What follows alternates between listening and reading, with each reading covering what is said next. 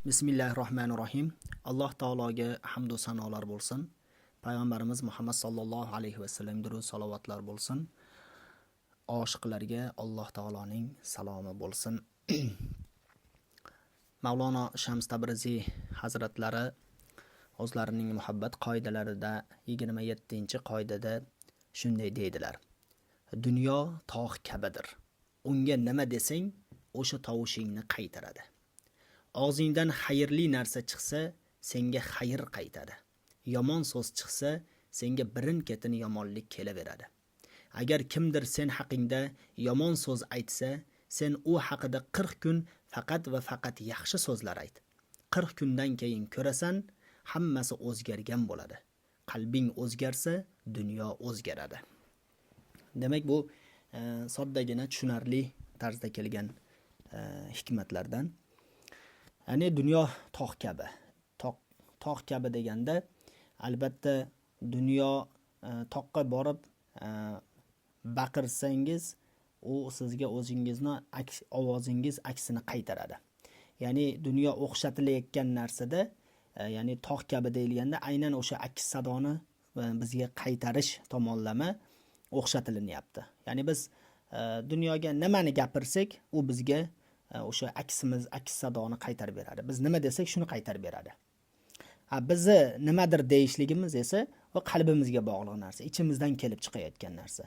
Biz shunaqa biz o'tgan darsda o'tganimizdek, ya'ni ko'rinmas iplar bilan bog'langan ekanmiz. Haqiqatan rostdan shunday ekanmiz. Demak, biz dunyodan qanaqa munosabat kutishni xohlasak, biz dunyoga shunday munosabat qilamiz.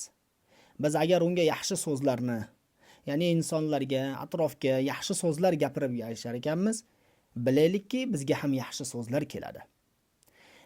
Agar bizdan yomon so'zlar chiqyapti, kimlargadir dilozorliklar qilyapmiz yoki qandaydir bir noxush holatlarni yuzaga keltiryapmiz, bilaylikki ertaga bizga o'sha narsalar qaytadi. Chunki salomga yarasha alik bo'ladi albatta. Shuning uchun kimga salom beradigan bo'lsak, undan albatta alik keladi bizga. Kimgadir egilib salom bersangiz, ko'chada ketayotib, u ham sizdan egilib alik oladi. Agar kimgadir tilni uchida salom berib o'tib ketar ekansiz, u ham tilini uchida alik oladi. Shunchaki odamlar o'rtasidagi munosabatda salom alikda shuncha narsa bilinyaptiki, bu hayot esa bu murakkab jarayonlardan iborat hayot. Demak, biz bo'layotgan, boshimizga kelayotgan narsalarni yaxshilab analiz qilishligimiz, bizni qalbimizga kelayotgan ozorlar qachonlardir biz ham qalblariga bergan ozorlar tufayli kelayotgan bo'lishi ham ehtimol. Endi albatta orada Allohning sinovlari ham bor, ammo biz o'sha odamlardan ozor odamlarga ozor berishga, odamlarga yomon so'z aytmaslikka harakat qilar ekanmiz, bizga ham xuddi shunday javob qaytadi.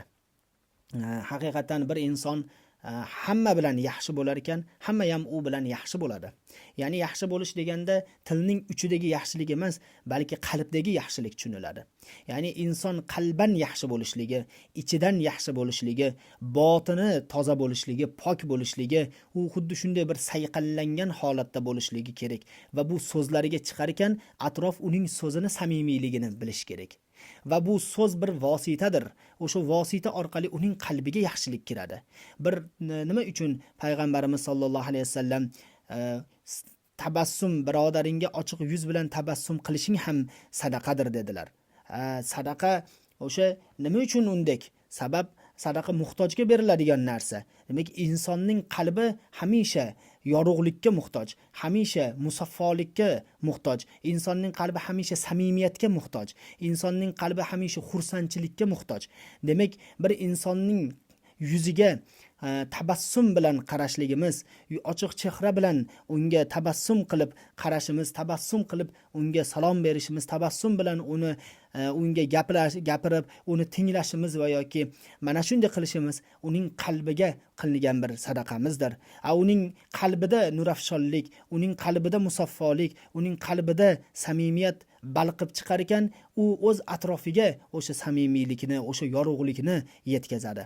Mana bu holatlar demak insonni bu yashashning, bu hayotning mohiyati hisoblanadi. Yomon so'z chiqar ekan bizdan, demak o'zidan birin-ketin bizga yomonliklar kelaveradi.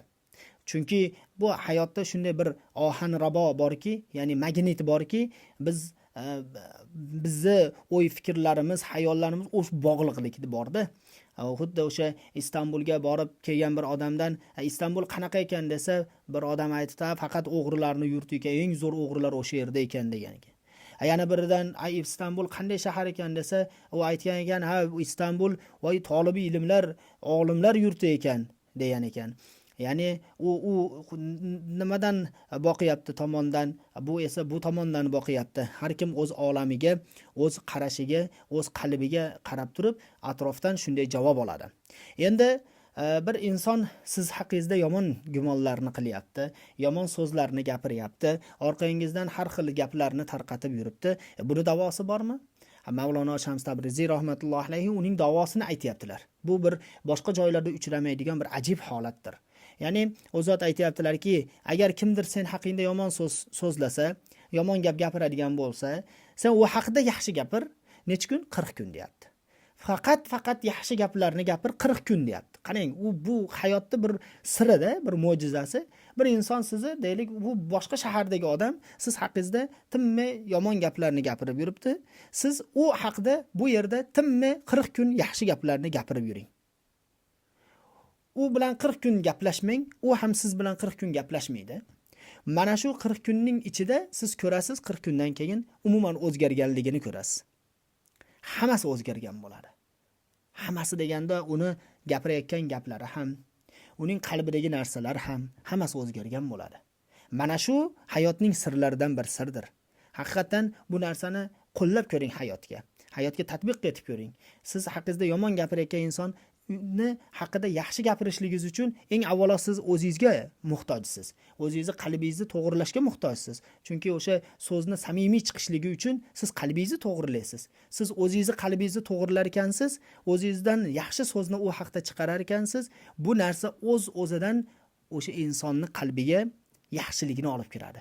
U siz yaxshi gapni gapirayotganingiz haqida eshitmas balki, bilmas balki, lekin uning qalbiga yaxshilik boradi. Chunki bu dunyo o'zi butunicha o'sha boya aytganimizdek aks sado. Biz u odam haqida yaxshi gapiryapmizmi? Bizni o'sha so'zimiz yetib bormasa ham aks sadosi albatta uni qalbiga yetib boradi. Qalbing o'zgarsa deyapti u zot, dunyo o'zgaradi deyapti. Ya'ni bizni atrofimizda bo'layotgan narsalar, hamma narsa bizni qalbimizni o'zgarmasligi, qalbimizdagi holatlarga nima bo'lyapti? Bog'liq bo'lyapti. Mavlono Jaloliddin Rumiy rahmatullohi alayhini o'sha Masnaviy kitoblarida ham bir ajib bir qissa keladiki, o'sha shamol dedi Sulaymon alayhisalomni taxtiga teskari edi. Shamol, ya'ni teskari tomondan esib turardi. Sulaymon alayhisalom shamolga aytdiki, "Ey shamol, sen teskari esma" dedi. Shamol aytdiki, sen o'zing teskari ish tutma dedi. Sen meni tersligimga achchiqlanma dedi. Sen o'zing to'g'ri bo'l, meni qayoqdan esishim bu narsalarga bog'liq emas dedi. Seni holatlaringga bog'liq emas dedi. Xuddi shunday shamol teskari esib turibdi. Sulaymon alayhisalom tojini to'g'irlayapti. Hadeb to'g'irlayapti, toj yana teskari bo'lib qolyapti.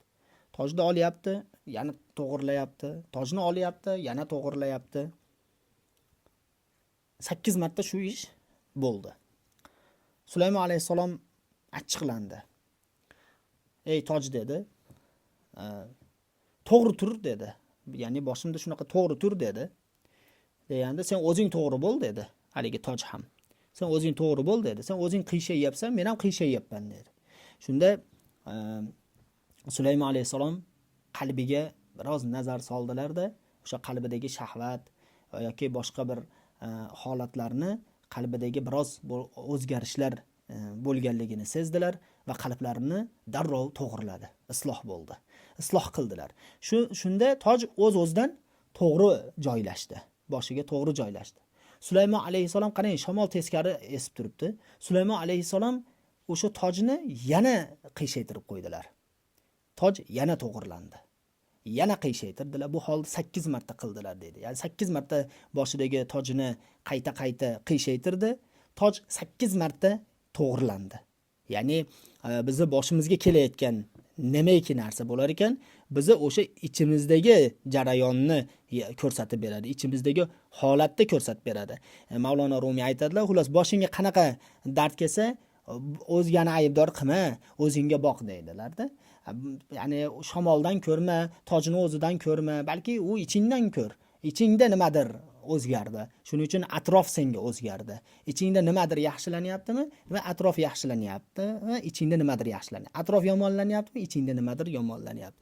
Shuning uchun bizga ta'lim beradigan bu tasavvuf yo'li o'sha aynan o'sha qalbimizni isloh qilishga qaratilgan va qalbimizni Alloh taolo barchalarimizni qalblarimizni isloh qilib o'zini to'g'ri yo'liga hidoyat qilsin. Assalomu alaykum va rahmatullohi va barakatuh.